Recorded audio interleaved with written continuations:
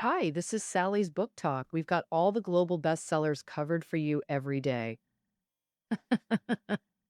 Today, we're diving into the book, The Facebook Effect. The author, David Kirkpatrick, is a senior editor at Fortune magazine in the United States. Now, when he first met Mark Zuckerberg in 2006, the young founder was only 22 years old. For Kirkpatrick, who had interviewed countless business leaders, Zuckerberg seemed incredibly young. The company he created, Facebook, while frequently in the news, appeared to be just another college social platform. After all, Silicon Valley never lacks startups with big ideas. Kirkpatrick observed Facebook with skepticism until late 2007, when it reached 50 million registered users. That's when he realized Facebook would become one of the world's most significant companies.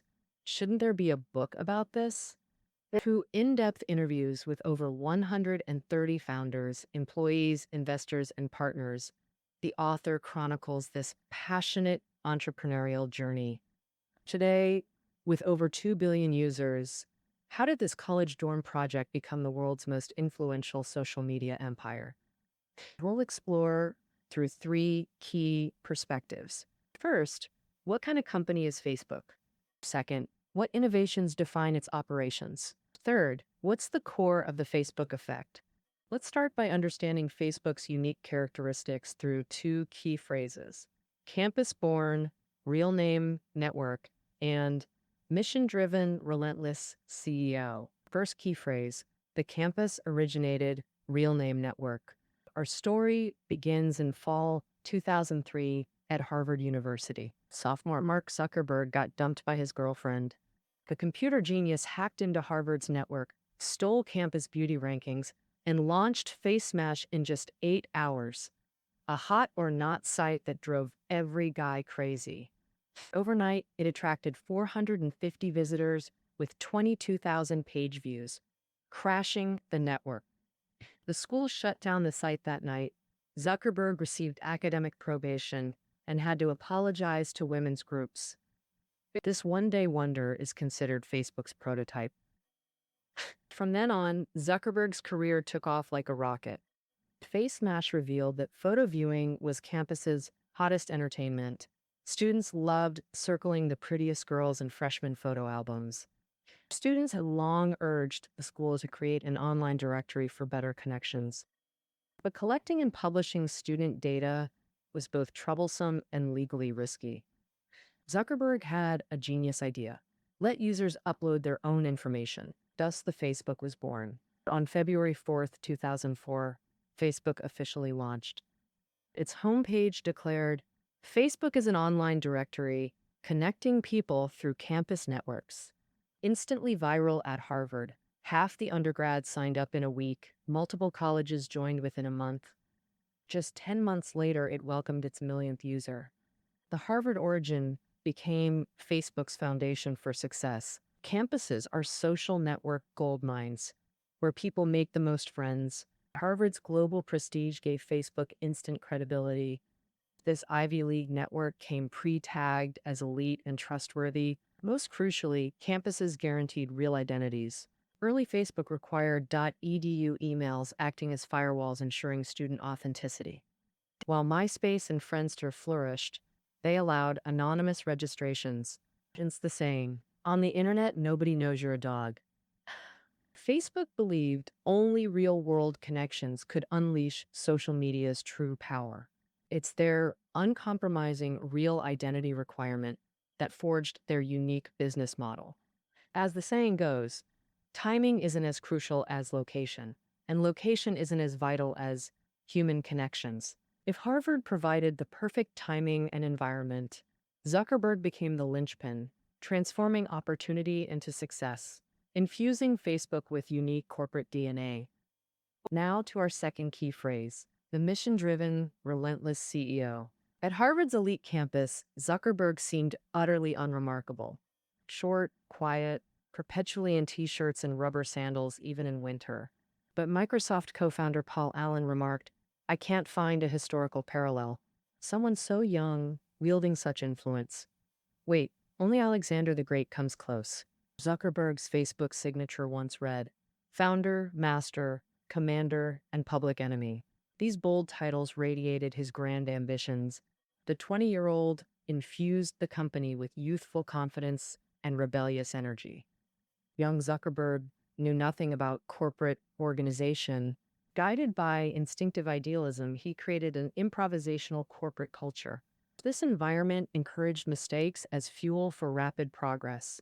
The launch fast, iterate faster philosophy meant perfecting products through market feedback. Long considered an unfit CEO, lacking emotional intelligence and eloquence, he wore pajamas to investor meetings, yet established a unique philosophy: chase users, not profits. This philosophy manifested in three ways. First, prioritize sharing over monetization. Transparency and trust formed his core values since youth. At 18, he created music software. Microsoft offered $1 million to acquire it, but Zuckerberg refused. He insisted on keeping it free for public download. This spirit of sharing fundamentally shaped Facebook's corporate identity. Second, prioritize products over ads. Zuckerberg always disdained advertising. He wouldn't have included ads at all if not for operational costs. To him, user satisfaction mattered more than ad revenue. He imposed strict ad guidelines: tiny fonts, banned pop-ups, zero interference with user experience. Even rejected major companies like Goldman Sachs because their ads didn't match Facebook's playful style. Early advertisers couldn't even view their own ads due to campus email restrictions. This was unprecedented in advertising history.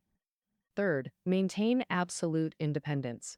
Zuckerberg obsessively pursued creating world-changing products. His idealistic drive made him fearless in rejecting lucrative acquisition offers from Yahoo, Microsoft, and other tech giants. Just 4 months after launch, deep-pocketed suitors lined up for Facebook. Zuckerberg unceremoniously rejected them all. Facebook was his baby. He'd protect its integrity at all costs.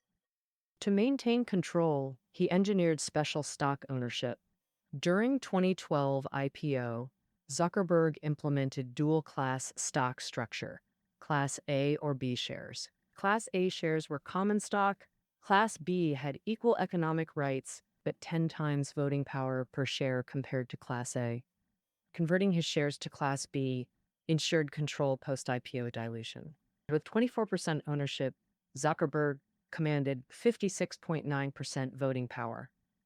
This dual-class system is common among U.S. companies. Google, Washington Post, New York Times use similar structures to protect long-term vision. Chinese NASDAQ-listed companies like Baidu and JD.com also use this structure. JD.com takes it further. Their Class B shares have 20 times voting power per share. So how did a campus social site with seemingly simple tech become a global giant?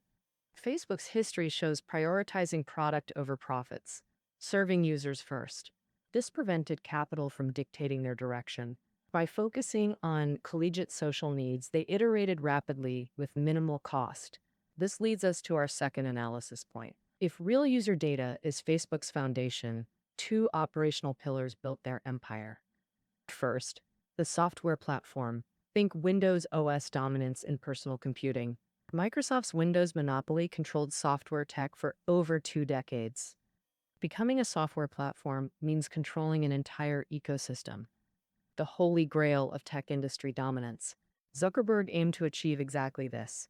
While others added features, Facebook stopped developing apps entirely. Zuckerberg wanted to build the Microsoft of the internet, an OS for social. This vision existed before Facebook's creation. Since adolescence, he'd envisioned such a platform. Facebook would solely manage your social graph. Others provide services. Most astonishingly, no fees. Developers could monetize freely on Facebook, like letting vendors sell in your living room without charging rent. But no matter how the ad team vented frustrations, Zuckerberg remained unmoved. On May 24, 2007, Facebook launched its platform with grand fanfare in San Francisco. The platform left attendees awestruck. No website had ever made such a bold move. Overnight, explosive media coverage transformed Facebook's image from college project to tech phenomenon.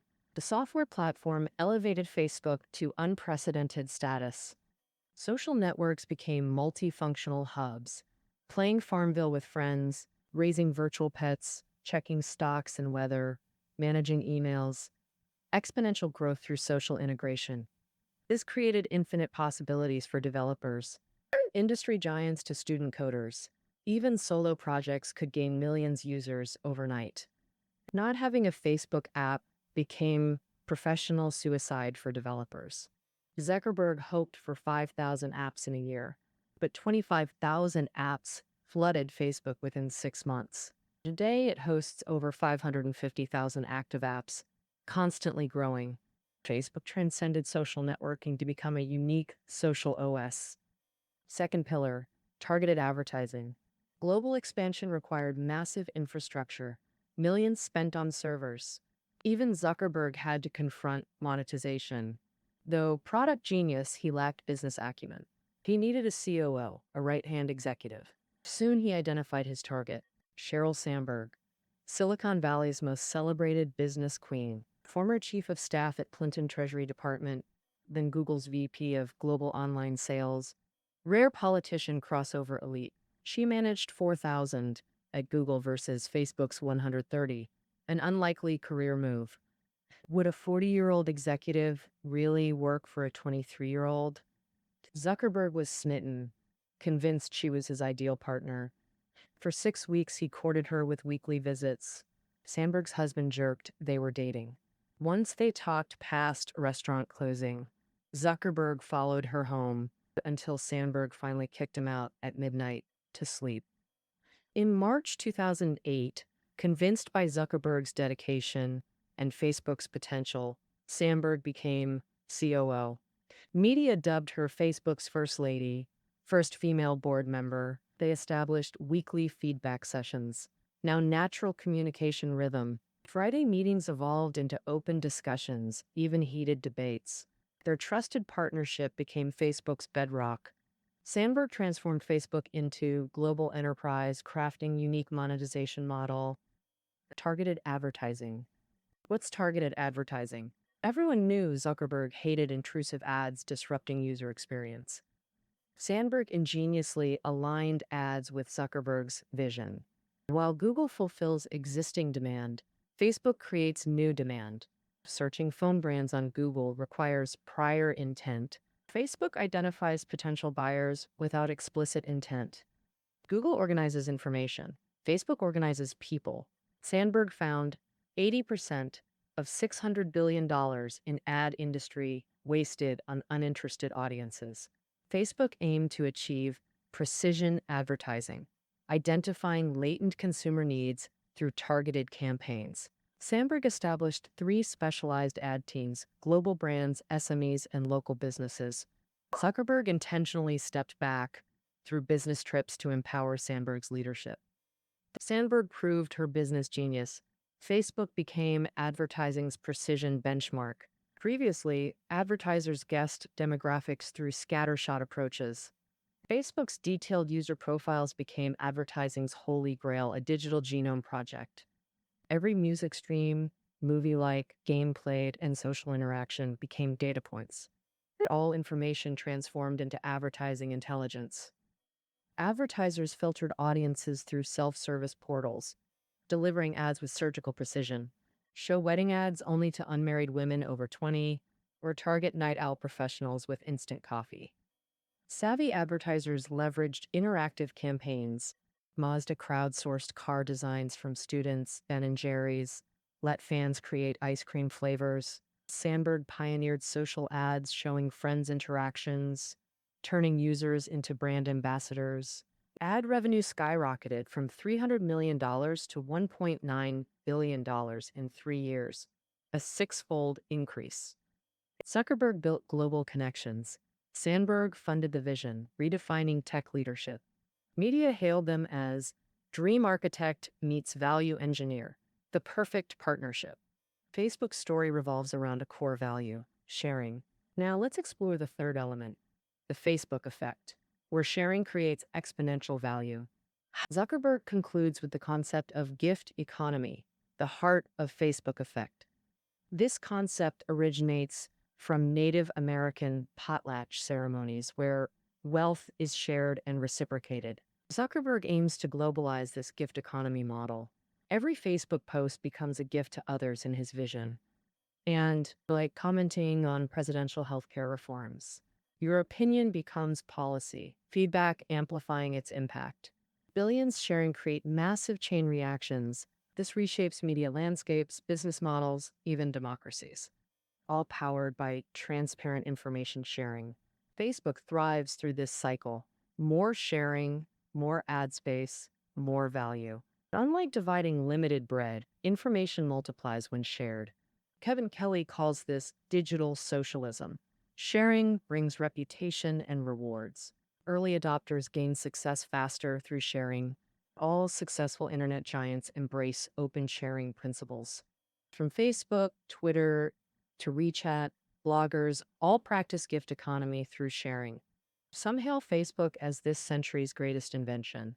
Here, everyone is both giver and receiver in the sharing ecosystem.